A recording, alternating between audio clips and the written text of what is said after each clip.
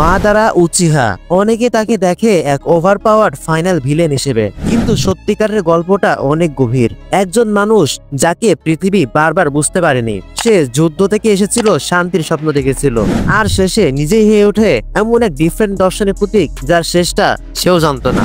একটা মানুষ যখন তার ফিলোসফিকে পৃথিবীর উপর চাপিয়ে দেয়, তখন সে নিজেও জানে না সে মুক্তিদাতা নাকি স্বপ্নবন্দী এক পুতুল। তো আজকের ভিডিওতে আমরা জানবো মাদারা কেন ভিলেন হলো, বা এর পেছনের ফিলোসফি বা কি ছিল। তো চলো শুরু করা যাক, আর চ্যানেলে নতুন থাকলে ডু সাবস্ক্রাইব। মাদারার জন্ম সময়টা ছিল ক্ল্যান ওয়ারিং এরা, যেখানে প্রতিটি শিশু যুদ্ধক্ষেত্রে বেড়ে উঠত।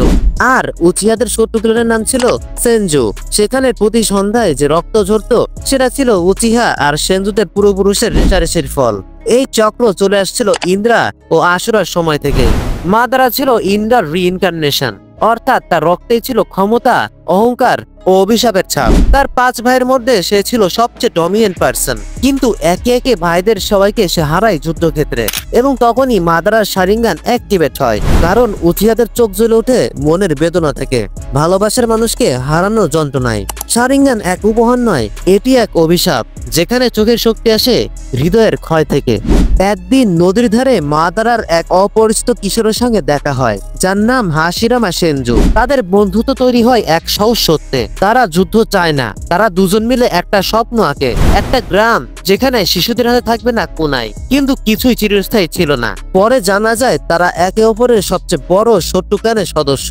তবুও বন্ধুত্ব টিকিয়ে রাখে তারা, যতক্ষণ পর্যন্ত না বাস্তবতা তাদের ছিন্ন করে দেয়। তাদের স্বপ্ন একসময় বাস্তব হয়। মাদারা আর হাশিরামার প্রচেষ্টায় কোনো হাগাকুরে তৈরি হয়, কিন্তু এই গ্রামের ভিতরে ছিল এক গোপন ফাটল, যা ক্ষমতার ভারসাম্য ভেঙে দিয়েছিল।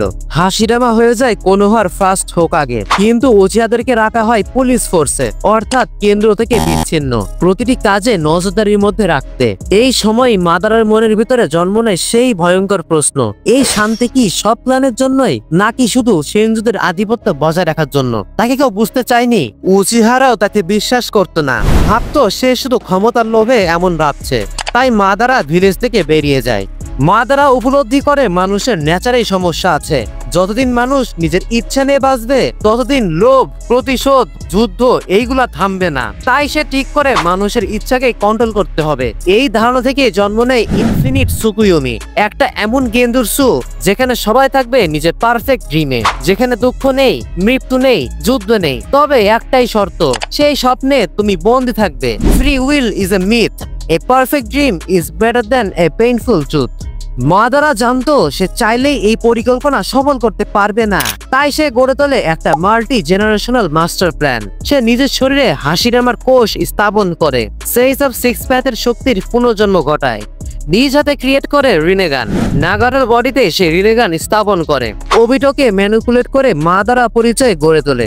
জেটসুতে তৈরি করে আই অফ দ্য মুন প্ল্যানের শ্যাডো নেটওয়ার্ক। এই পরিকল্পনার প্রকৃত গভীরতা এতটাই জটিল যে এটা একমাত্র কিশিমোটো নিজেই বলেছিল।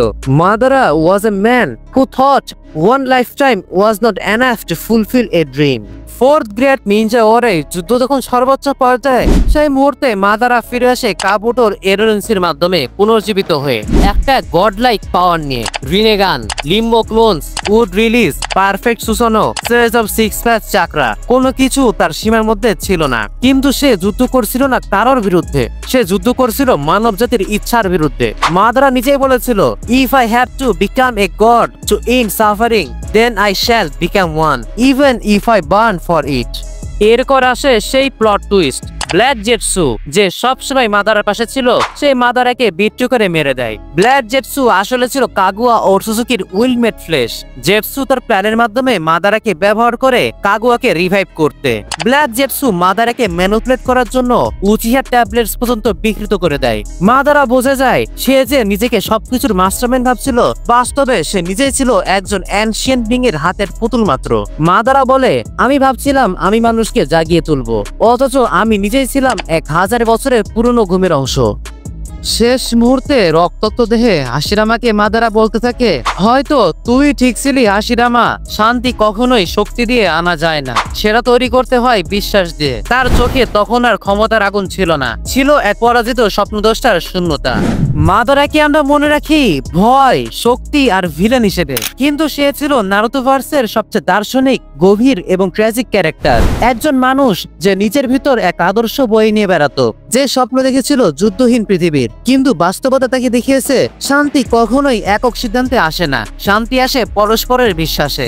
Madara did not die, his dream died, and that dream was too great for a world still trapped in hate. তো ভিডিও ভালো লাগলে লাইক, কমেন্ট আর সাবস্ক্রাইব করে ফেলো। Subscribe if you are an anime lover. See you in the next one.